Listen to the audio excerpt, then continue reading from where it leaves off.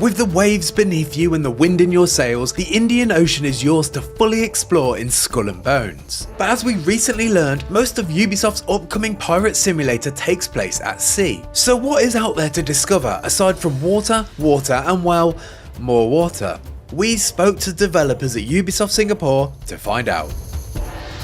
The gameplay on land is about socializing, crafting, building up your fleet, and taking contracts in the game, in either a den or the outposts. Despite the majority of Skull and Bones map being made up of ocean, you can step off your ship and walk on dry land. Not every island you see is explorable, but you can weigh anchor at dens and outposts, two special location types that have everything that a pirate needs to prepare for further adventures. The particularity of the land also is that it offers you a safe zone where nobody can attack you. The role of the pirate is to do some back and forth between the safe land, where you can build your ship and customize your ship, but also trade some resources before to go on the hostile ocean to steal precious cargo that then you bring back. So from land, aside building and crafting and trading, also you can take some contracts to make some money from some other pirate kingpins. As your infamy begins to spread across the Indian Ocean, you'll gain an access to your own pirate lair, from where you can kickstart your ascent to a pirate kingpin by manufacturing and smuggling illegal and high-value goods. Skull and Bones' world has been designed as a living space that changes as frequently as the tides. Some characters won't stay in one place forever, so you'll need to explore the map to find the right people with the right opportunities. Spread all over the world, you will find some outposts where you can also meet other smugglers or some local rebels fighting against the mega corporations. We call them ephemeral zones because the NPC you will meet in this outpost won't always be the same, because they are also traveling, they are moving from a place to another one. When you connect to Skull and Bones, the first thing to do is look at your map and to see where the trade routes are, where the merchants are, before to select the right ship, provision it and equip it, and set sails to the direction that is more interesting for you. Sailing, trading and smuggling are all important aspects of a buccaneer career. But what about treasure hunting? Perhaps the most famous of all the pirate pastimes. There are a lot of treasures hidden in all the outposts, so you need to board some ships and to steal pieces of treasure, or you can also scavenge some wrecks to find other pieces of map. According to some drawing and some landmarks, once you find the right island, you can also use a land compass that will help you to find the location of the treasure.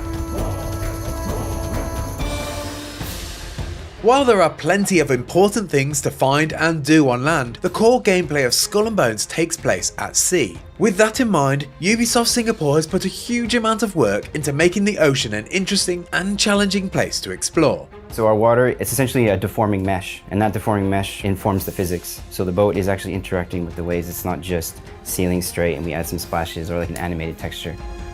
We have other physics properties that each ship will read from. So there's buoyancy and there's drag. So this affects how far into the water the boat will go, how slow they will go through it. So each ship should feel different based on the size and how heavy it is. Since sailing is such a focus, the naval mechanics have had to evolve beyond what we saw in Assassin's Creed. Things like the weight of your items in the hold and the direction of the wind all need to be taken into account. Of course, wind should be important to sailing and navigation, but the wind direction actually affects the speed of your ship.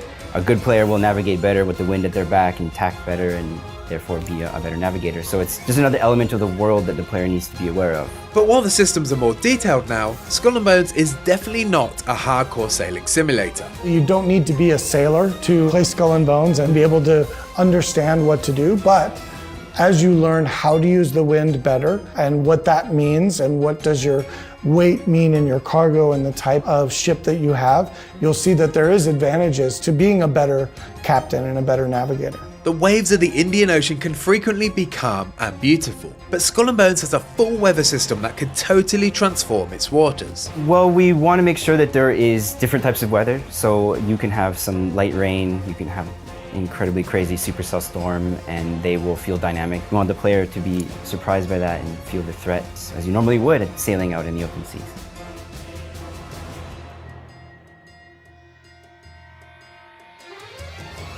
a storm can be as dangerous as a 100-gunner galleon. So one of Skull and Bones' biggest challenges will be learning how to sail when the water is determined to break your hull.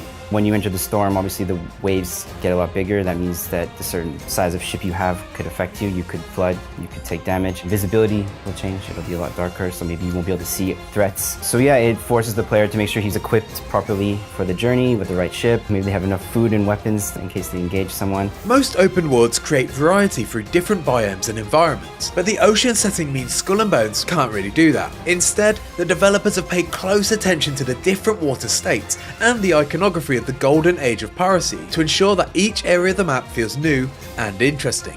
Wind affects the water, the terrain affects the water, so if I'm in a coastal sea near the shoreline, the waters will be appropriately different. I can go inland, and then we're using the river technology, which we have 2 different water technologies. So more than ever, the world needs to feed the water and then feed the player to help him decide how to act. Not only that, we have the biome diversity of the Indian Ocean, so when I go to Africa, the water will look and feel different than when I go to the East Indies. You wanted to really show the diversity and the realism of water. As you travel through different territory for the factions, you'll see the colors changing, the flags, the iconography change around you. So you'll be aware of, ooh, I'm in Farah territory, or I'm in the French territory. The color schemes and all of that will change, breaking that up with dynamic events or things that can kind of go, ooh, what is that? And get the player to investigate are really important, because you don't want to just sail, for forever as you're moving, because it's a big game. So that's basically what we try to do, is break up the passage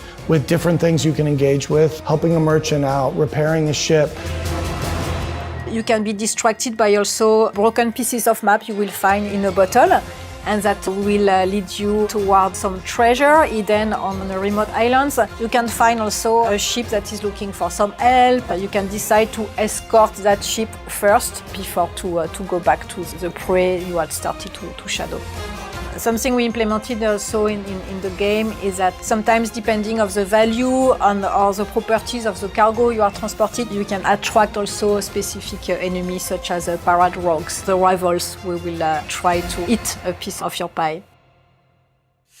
Skull and Bones' massive open world is beautiful, and you'll want to explore just for the sake of seeing its many sights. But exploration is also vital to staying alive, thanks to the survival mechanics that fit into the core gameplay loop. You need to constantly be searching for new resources and gathering raw materials to build better ships, feed your crew, and advance your infamy. In the world of Skull and Bones, you will evolve from the status of castaway, stranded on a desert island, to the role of middleman, working for other pirates, and then to the status of kingpin.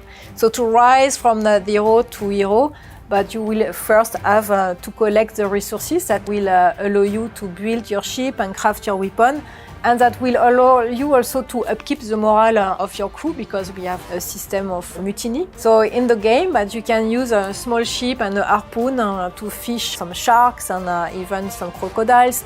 But you can use also a large set of tools to chop some trees or to collect some irons. You can also scavenge some wrecks and steal some pieces of ship. And of course, you can plunder the rich merchant company and all their forts to collect big amount of resources. The value of the resources is based on high risk, high reward. If the term survival mechanics fills you with dread and memories of depleting thirst meters, don't worry, Skull and Bones isn't that kind of survival game.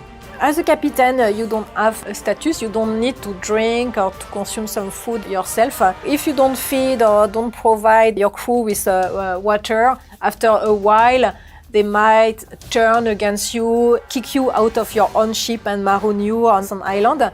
But if you feed them properly, and if you cook also some food providing additional temporary buff, you can also increase the speed of your ship and the damages you will deal because they have more energy. Its massive map may be mostly water, but it looks like there's still plenty to explore in the world of Skull and Bones. For more on Ubisoft's Pirate Sim, why not check out the 7 things you need to know about Skull and Bones? Or check out the latest trailer.